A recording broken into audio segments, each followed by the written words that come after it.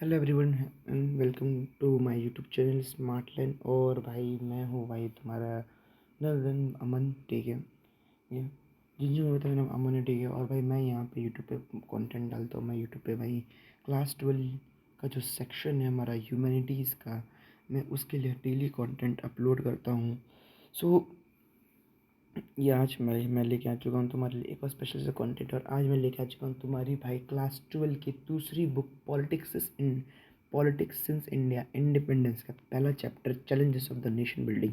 बहुत important chapter है, बहुत ज़रूरी चैप्टर है। ये तुम कह सकते हो कि हमारे एक इंडिया की एक नींव की तरह ये चैप्टर यहाँ पर है। क्योंकि देखो, हमें पता है, देखो हमारे देश में 1947 से पहले क्या हो रहा था ये हम सब जानते हैं।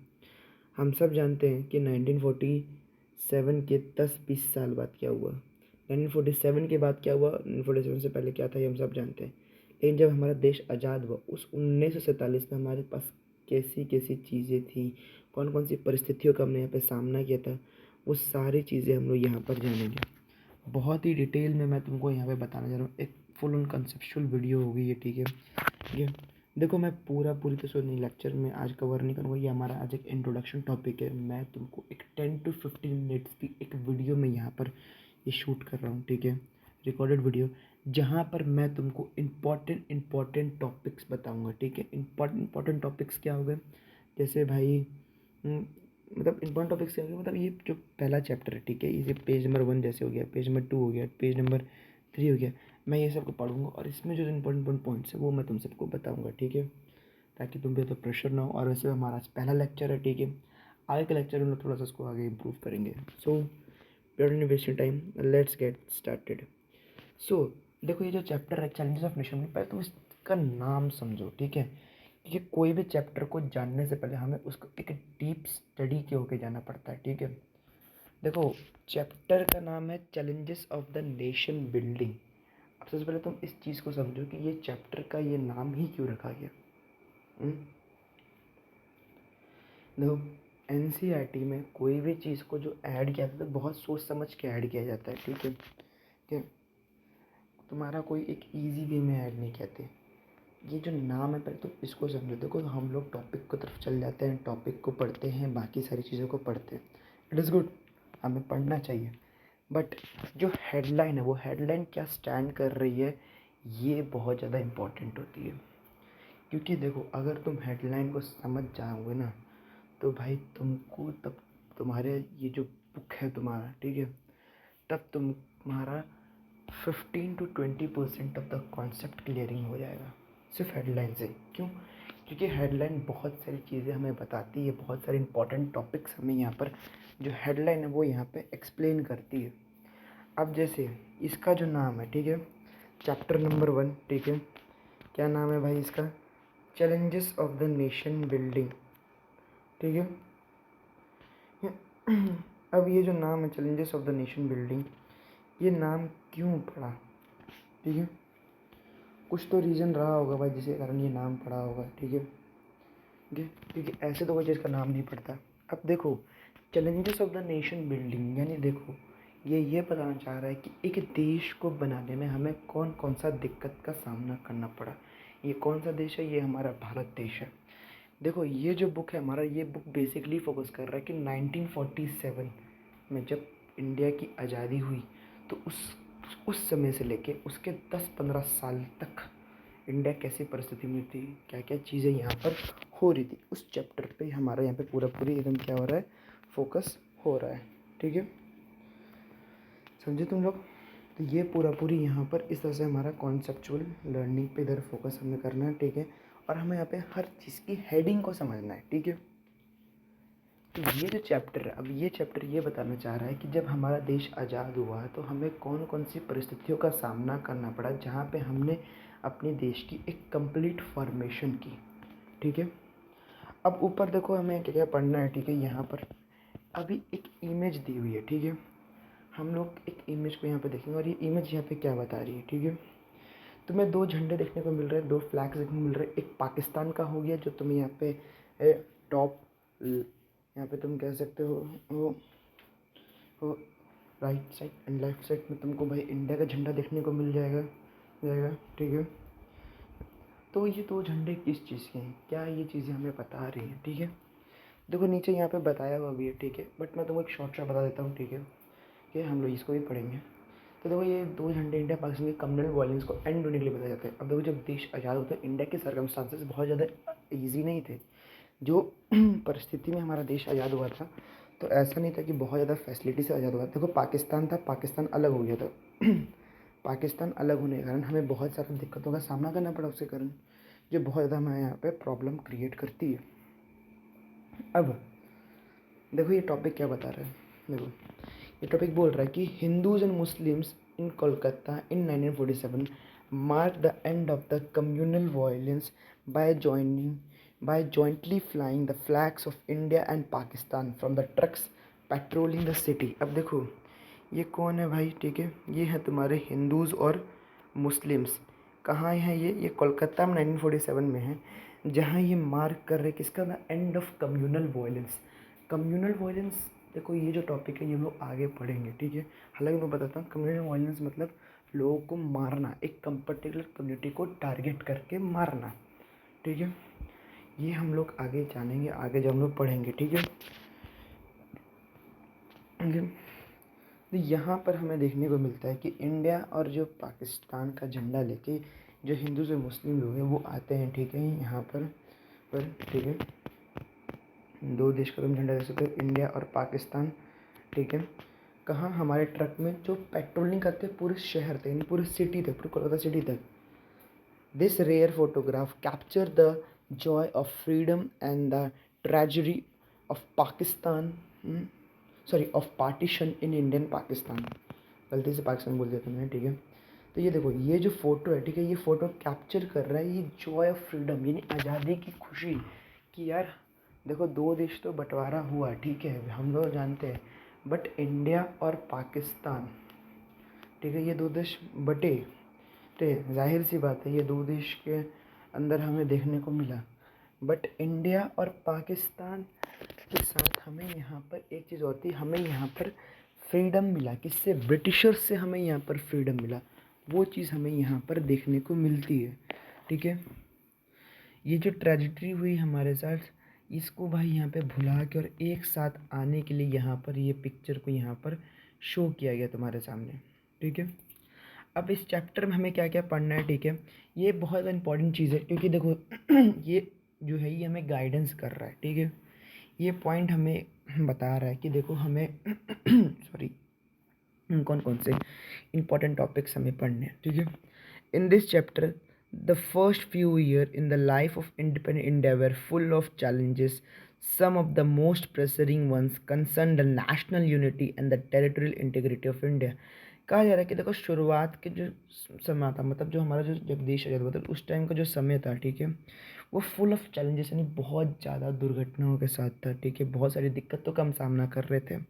कुछ मोस्ट प्रेसरिंग और कंसर्न हमें देखने को मिलता है, मतलब कुछ ज़्यादा कंसर्न हमें देखने को मिलता है कहाँ पे, नेशनल यूनिटी को लेके।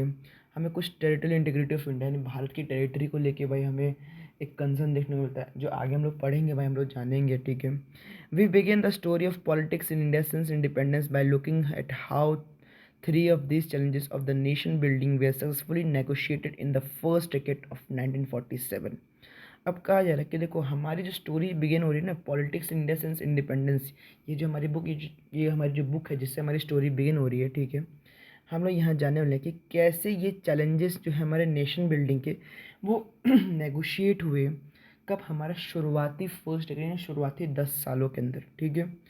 हम लोग क्या क्या पढ़ने जा रहे हैं सबसे पहले, तो ठीक है, सबसे पहले तो हम लोग यहाँ पे जो पढ़ेंगे वो है भाई हमारा, ठीक है, ठीक है, ये जो हमारा मेन जो टॉपिक होगा हमारा, ठीक है, वो होगा भाई सबसे पहले तो भाई देखो को पहला कि freedom came with partition which resulted a large scale of violence displacement that challenge the very very idea of secular India. पहला तो भाई कि जो फ्रीडम था भाई वो हमारा पार्टीशन के साथ, जहाँ पे हमें रिजल्ट करता है एक लार्ज स्केल ऑफ वायलेंस को, डिप्लेसमेंट को, चैलेंज को, ठीक है।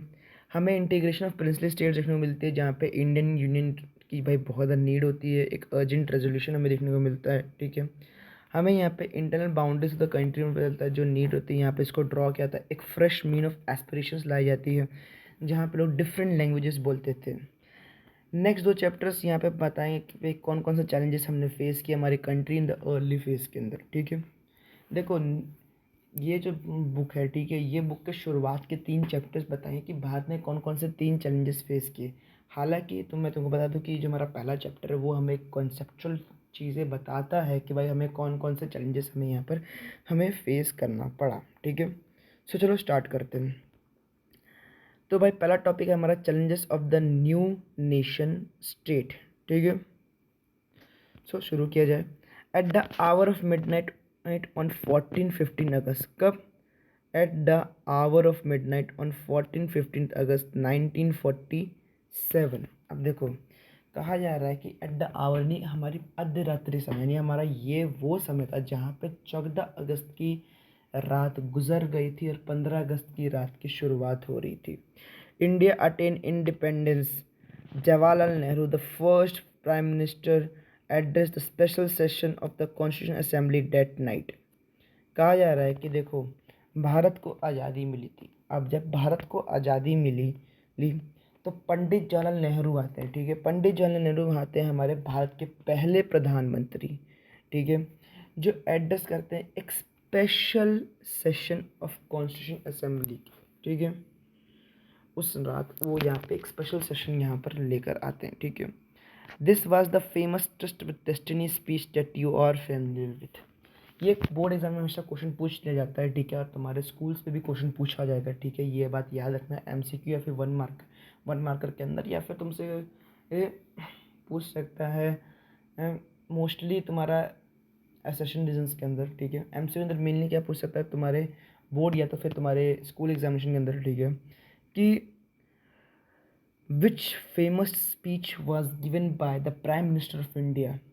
कौन सी फेमस स्पीच यहाँ पे दी गई थी भारत के प्रधानमंत्री के द्वारा। तो भाई तुमको याद रखना है कि ट्रस्ट विथ डेस्टिनी ये फेमस स्पीच थी जिसको दी गई थी किसके द्वारा, जो यहाँ पे दी गई थी हमारे श्री पंडित जवाहरलाल नेहरू जी के द्वारा, ठीक है। This was the moment Indian had been waiting for. देखो अब आगे क्या बोल रहा है, आगे यहाँ पे ये बोल रहा है कि देखो ये वो समय था जिसके लिए हर भारतीय इंतज़ार कर रहा था। जाहिर सी बात है भाई, सबको पता है, हम सब जानते हैं कि ब्रिटिशर्स ने कितनी ज़्यादा क्रुएल्टी हमारे ऊपर दिखाई थी और हमें हमारे ही देश में जीना हराम कर दिया था। तो भाई सबको आज़ादी चाहिए और ये वो मोमेंट है जिसके लिए हम लोग वेट कर रहे थे। You have read in your history text books that there were many voices in our national movement. भाई तुमने अपने हिस्ट्री के टेक्स्ट बुक में पढ़ा होगा, ठीक है, हमने हिस्ट्री में यहाँ पे पढ़ा है भाई। सिंपल सी बात है कि भाई आज़ादी का बहुत ज़्यादा आंदोलन में, बहुत सारे आंदोलन हमें देखने को मिले, ठीक है। But there were 2 goals almost every one agreed upon. But यहाँ पे कहा जा रहा है कि यहाँ पे 2 गोल्स है जिसको सब कोई एग्री किए, चाहे कितने भी अलग लीडर्स हो पर 2 गोल के लिए सब कोई एग्री किए। और वो 2 गोल क्या थे?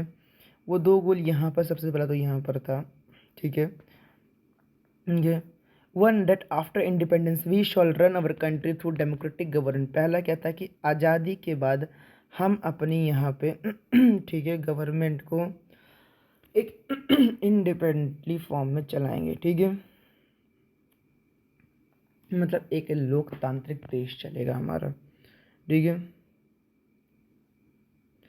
2 the government will be run for good for all particular the poor and socially disadvantage group. दूसरा कि गवर्नमेंट सबके वेलफेयर के लिए काम करेगी और स्पेशली उन लोगों के लिए जो करीब तकते लोग हैं, मतलब भाई जैसे तुम्हारे पुअर लोग हो गए, ठीक है, सोशली डिसएडवांटेजेस ग्रुप्स के जो लोग हैं उनके लिए काम करेगी, ठीक है।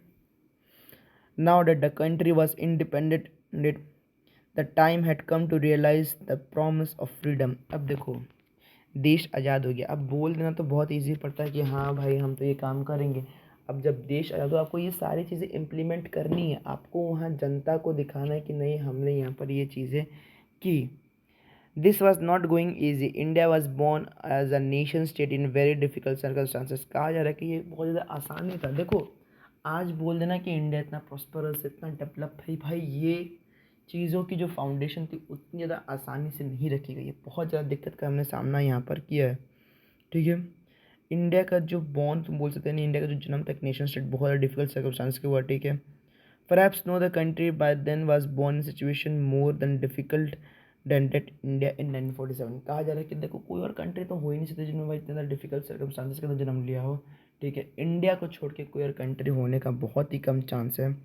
Freedom came with partition of the country. कहा जा रहा है कि फ्रीडम जो आज़ादी हुई तो आज़ादी साथ पार्टीशन भी आया, ठीक है। 1947 देश की आज़ादी हुई, बट देश की आज़ादी के साथ पार्टीशन भी हुआ। The year 1947 was the year of undepicted violence and the trauma of displacement. It was in this situation that independent India started on its journey to achieve the several objectives. अब देखो basically यहाँ पर ये कहा जा रहा है, ठीक है, कि 1947 1947 ये जो समय था जहाँ पे फ्रीडम यानी जो आज़ादी थी भाई वो एक पार्टीशन के साथ आई। 1947 यहाँ पे वो ईयर है जहाँ पर हमें एक अनडिपेक्टेड वायलेंस यानी कि लड़ाई, एक ट्रॉमा ऑफ डिस्प्लेसमेंट देखने को मिलता है। इस सिचुएशन में इंडिपेंडेंट इंडिया स्टार्ट करता है कि वो अचीव करेगा अपने several object. Yet the turmoil unaccompanied the independence did not make our leaders lose sight of the multiple challenges that they faced new nation। कहा जा रहा है कि ये टर्मोइल हमें उस टाइम बहुत ज़्यादा दिक्कतों का सामना करना पड़ा, बट हमारे लीडर्स रेडी थे यार। उन्होंने बोला कि यार ठीक है इतनी दिक्कतें हैं, ठीक है बढ़िया बात है, इन दिक्कतों का हम सामना करेंगे, लेकिन हम झुकेंगे नहीं और हम रुकेंगे नहीं, हम लड़ते रहेंगे अपने एंड टाइम तक। और भाई वो जुनून वो जज्बा था, अगर वो जुनून जज्बा नहीं होता तो भाई आज हमें बहुत ज़्यादा दिक्कतों का सामना करना पड़ता। तो तुम लोग आगे देख सकते हो, ठीक है। आगे ये पिक्चर है जहाँ पर भाई हमारे भारत के पहले प्रधानमंत्री श्री पंडित जवाहरलाल नेहरू यहाँ पर स्पीच दे रहे हैं। कहाँ भाई ये स्पीच दे रहे हैं रेड फोर्ट में कब 15 अगस्त 1947 को, ठीक है।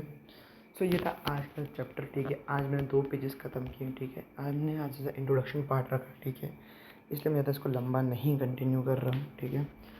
अगला जो क्लास होगा हमारा, जो कल का जो क्लास होगा, ठीक है, कल के क्लास के अंदर भाई हम लोग यहाँ पर बाकी सारे पोर्शन को ख़त्म करेंगे, ठीक है। कल से जो क्लासेस होंगी वो थोड़ी मोड़ी मैं लंबी लेने की कोशिश करूँगा, ठीक है, समझाने की कोशिश करूँगा तुमको ज़्यादा डीप वैल्यू में।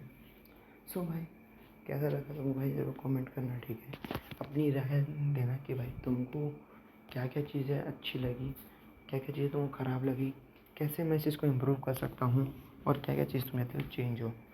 सो बस अब आज के इतना ही, मिलेंगे तुमसे अगले वीडियो में। तब तक के लिए stay safe, keep learning, keep growing, make you friends proud. जय हिंद, जय भारत, सायोनारा, साइनिंग आउट।